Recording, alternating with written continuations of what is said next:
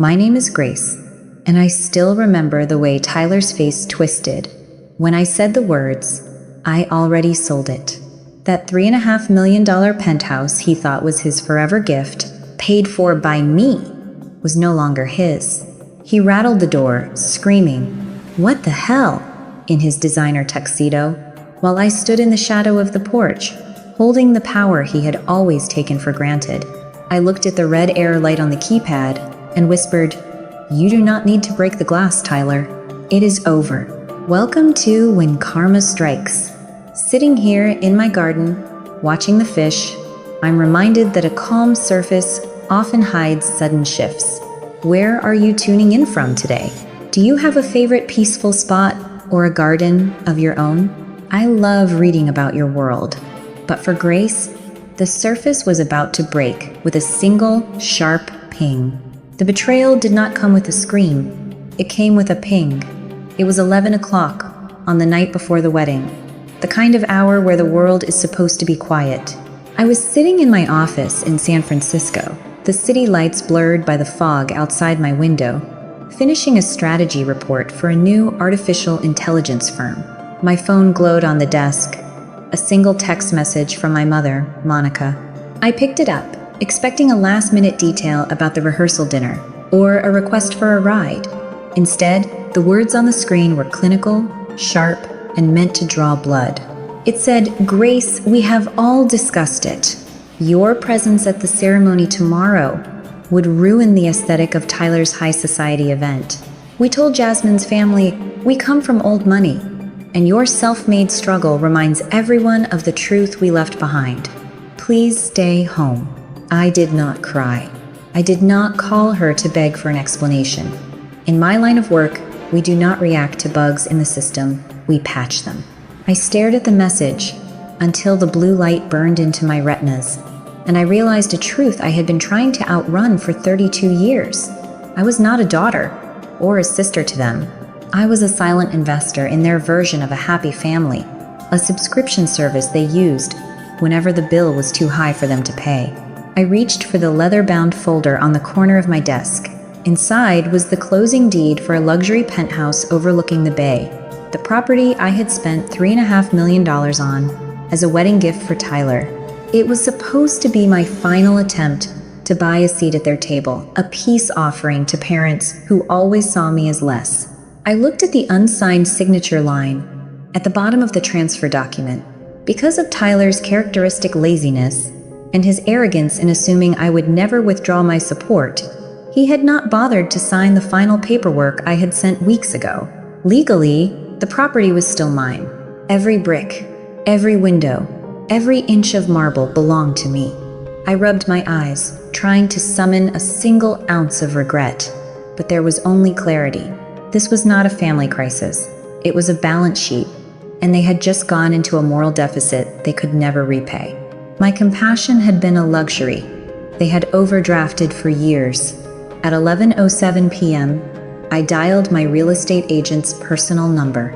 She answered on the third ring, her voice thick with sleep. I told her to activate the emergency sale clause for the penthouse. The buyer who put in the backup cash offer last week, tell them it is theirs. The all-cash buyer had already cleared the title search and signed the contingency-free agreement last Friday. All that was left was for me to trigger the final release of funds from escrow. I wanted the locks changed and the funds transferred.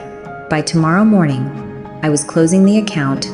I sat in the silence of my San Francisco office, the hum of the server rack sounding like a low, rhythmic growl. Suddenly, I was not a 32-year-old consultant at the top of my field. I was 12 years old again, standing in a kitchen in Atlanta that smelled like old grease, humid air, and quiet disappointment. The screen door was whining on its hinges, a sound that had become the soundtrack to my childhood. My father, Gary, was sitting at the table, checking the scores in the newspaper. Tyler was leaned back in his chair, already acting like the king of a castle he had not built. I remember the exact moment Gary reached into his wallet. He pulled out a crisp $50 bill and slid it across the linoleum toward Tyler. "Here," he had said, his voice warm in a way it never was when he spoke to me. "Take this. Go see a movie with your friends. You have been working hard at practice." Tyler had not been working hard. He had been barely passing his classes and spending most of his time making me do his chores. But Gary did not see that. He saw the son he wanted to see. I stepped forward then, my heart thumping against my ribs. I had been holding a list for 3 days, waiting for the right moment to ask. "Dad?" I had whispered. "I need $38 for my new science and history textbooks. The school said I cannot stay in the advanced track if I do not have them by Monday." The warmth evaporated from Gary's face instantly. He did not even look at the list. "Textbooks?" he snapped. "Grace, you are always asking for something. Do you think I am made of money? You need to learn to be more like your brother. He does not nag me for every little thing." I stood there, looking at the $50 bill Tyler was already pocketing. Tyler gave me a smirk, the kind that said he knew exactly what was happening, and he enjoyed it. That was the trap of our family, the trap of normalized cruelty. In our house, Tyler's wants were treated as urgent necessities, while my fundamental needs were treated as a personal attack on the family budget. This is a psychological mechanism that toxic families use to maintain a hierarchy. They decide, without ever saying it aloud, that one child is the investment and the other is just a resource to be used when convenient. By making the cruelty feel normal, they ensured that I would keep trying to earn the love they were never going to give. Gary did not see himself as a bad father that day. He saw himself as a man teaching his daughter responsibility while rewarding his son's potential. But all he really taught me was that my value was zero in his eyes. I was the spare part, the girl who was expected to be smart enough to navigate the world alone, but quiet enough never to complain about the lack of a map. I walked out of that kitchen without the money for my books. I did not cry, because I knew that in this house, tears were just another form of drama they would use to disqualify me. I realized then that if I wanted a seat at any table, I was going to have to build the table myself. After that day in the kitchen, I never asked Gary for another cent. Instead, I found a job at a classic American diner on the outskirts of town. I spent my high school nights behind a counter that smelled of stale grease and industrial-grade floor cleaner. My hands were constantly reddened and blistered from the steam of the industrial dishwasher and the heat of the fryers. While Tyler was out spending the $50 bills, Gary handed him like candy. I was counting nickels and dimes. To save for a college tuition fund that my parents had made clear was entirely my responsibility. This is what I have come to call the survivor's invisible chain.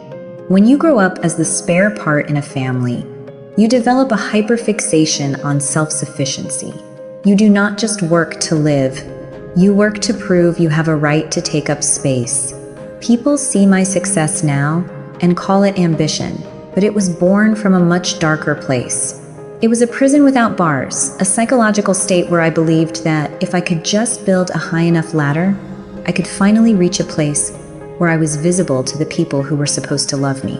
I was the diner strategist, calculating my exit, one double shift at a time. I eventually made it to San Francisco, rising through the ranks to become one of the top artificial intelligence strategy consultants in the city. My salary hit 6 figures before I was 25, but the invisible chain still had its hooks in me. That is why I bought that penthouse. $3.5 million of prime real estate was not just an act of generosity. It was my final, desperate attempt to buy a seat at a table that was never set for me. I wanted to be the one who saved Tyler, the one who finally made Gary and Monica look at me with something other than irritation. I thought that by handing them a multi-million-dollar key, I could rewrite 22 years of being second best. I was an expert at predicting systems and algorithms, but I had failed to account for one simple variable.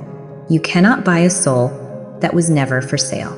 The penthouse was the highest rung on my ladder, but when I reached the top, they did not offer me a hand up.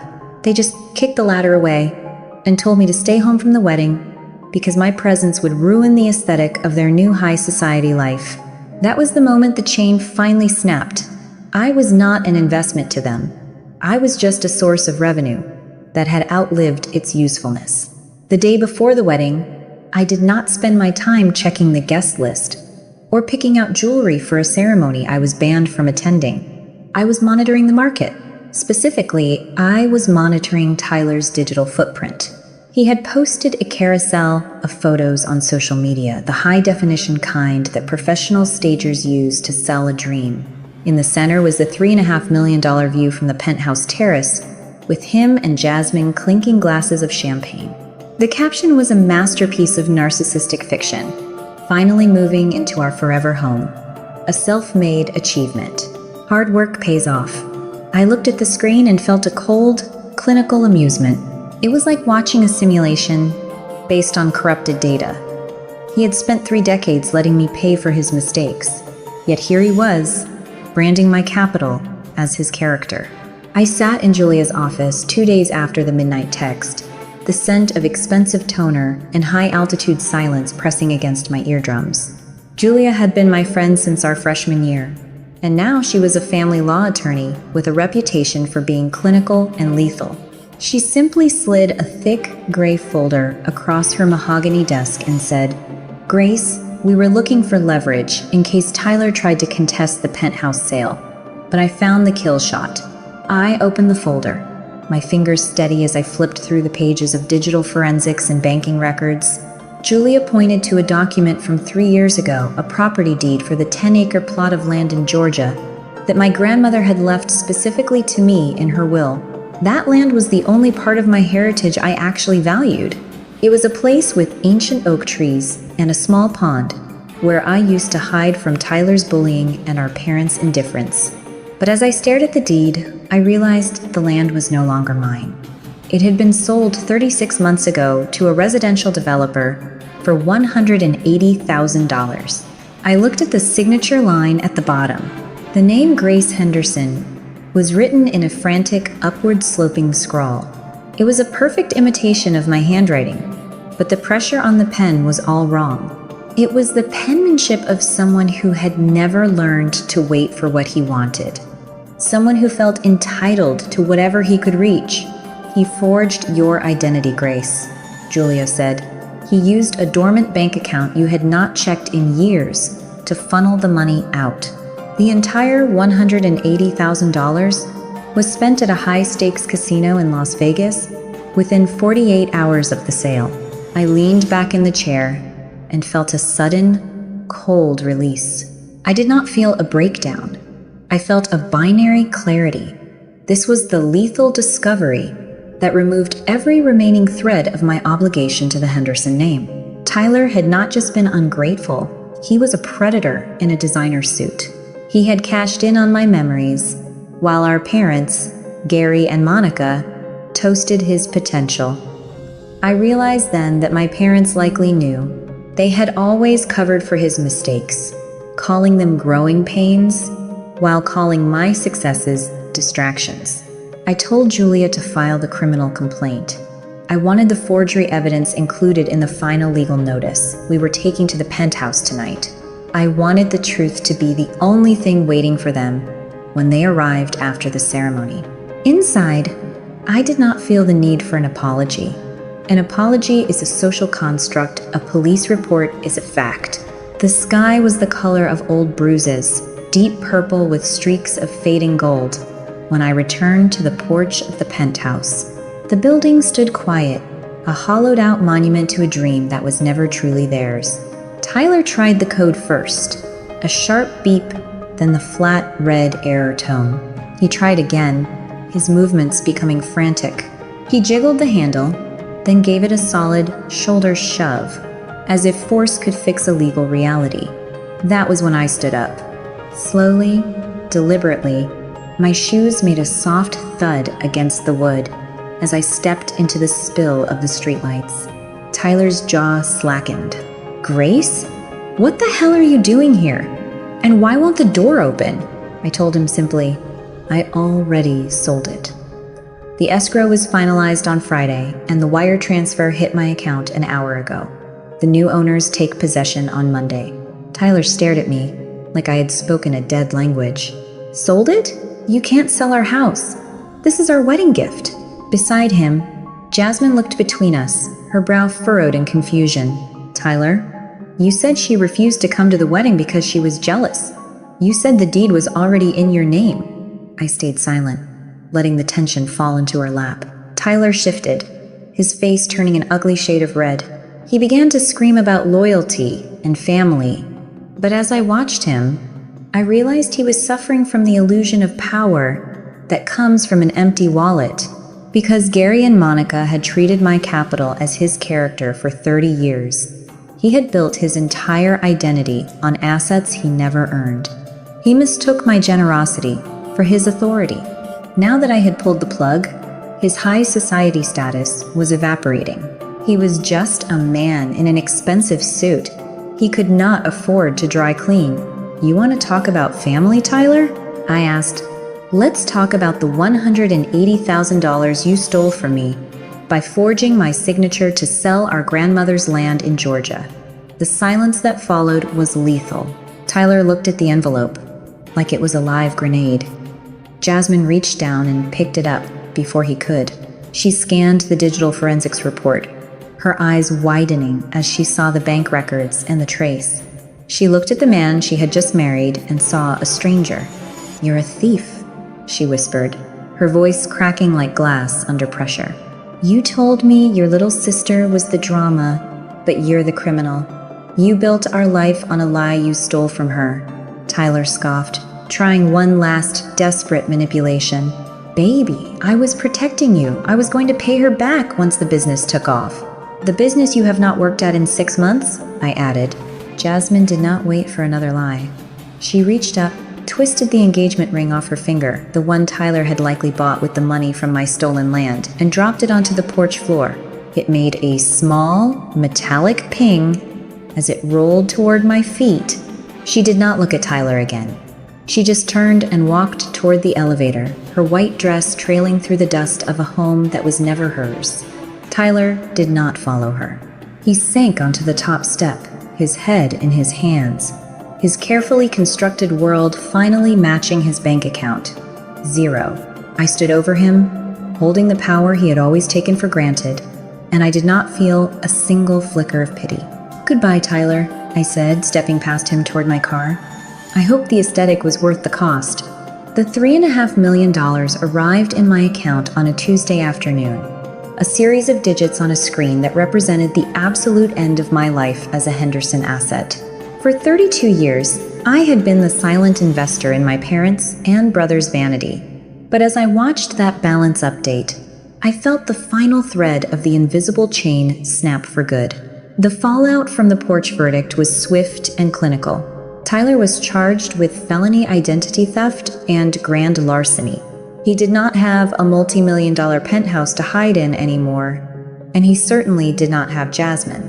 She had contacted her lawyers to initiate an annulment filing before the weekend was even over, realizing that she had not married a successful entrepreneur, but a man who built his throne out of stolen memories. Gary and Monica did not escape the liquidation either. The San Francisco social circles they had worked so hard to penetrate closed their doors once the police reports became public. They tried to call me 16 times in 3 days, their messages shifting from demands for loyalty to desperate pleas for a family loan. I did not answer a single one. I used the $3.5 million to establish the Legacy Foundation, a scholarship and support fund for students who, like the 16-year-old me, are working double shifts at diners and hiding their dreams because they were told they were a resource rather than a future. A month after the sale, I sat down with Jasmine in a small cafe near the waterfront. She told me she had gone back to school for her master's degree, funded by the $50,000 wedding gift my business partner had given her, which she had reclaimed as a starting over fund. We clinked our coffee mugs, not to family blood, but to chosen kinship, the people who actually see you when the lights are off and there are no cameras to perform for. I have come to realize that the most dangerous prison is the one without bars, the one where we wait for permission, from people who will never give it to us. I spent decades trying to buy a seat at a table that was never meant for me, only to find that the only seat that mattered was the one I built for myself. If you find yourself in a similar situation, if you are the one sitting at the edge of the room, feeling like the spare part in your own family machine, I want you to listen to me. Reclaiming your worth is not an act of cruelty, it is an act of survival. You are not a phase, and you are not a burden. You do not owe your life to people who only view you as a resource to be overdrafted. Forgiveness is often spoken of as a gift to the other person, but sometimes the most healing thing you can do is to forgive yourself for ever believing their version of you. Setting a boundary is not about building a wall. It is about defining where you end and their dysfunction begins. You have the right to take up space. You have the right to be luminous without needing anyone else's approval to shine. My table is now filled with people who chose to be there not because of blood, but because of mutual respect and shared truths. I realize that the best revenge is not the destruction of those who hurt you. It is building a life so bright and so full of purpose that their early dismissal of you becomes completely irrelevant. I told the truth, I closed the door, and for the first time in my life, I am finally home. The best revenge is living a brilliant life without ever needing them again. If you need more strength to start your own journey of reclaiming your worth, please hit like and follow me. You are not alone.